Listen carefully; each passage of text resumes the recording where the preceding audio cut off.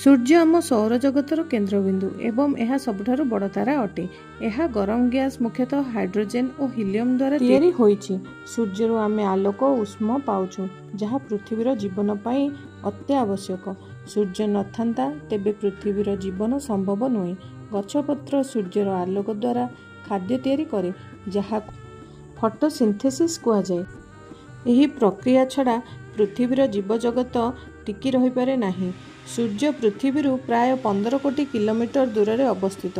यार तापमात्रा अत्यधिक उच्च एवं यार मध्यभाग न्यूक्लियर फ्यूजन घटे जार फल भयंकर शक्ति उत्पन्न हुए। सूर्य आम शक्तिर मुख्य उत्स अटे।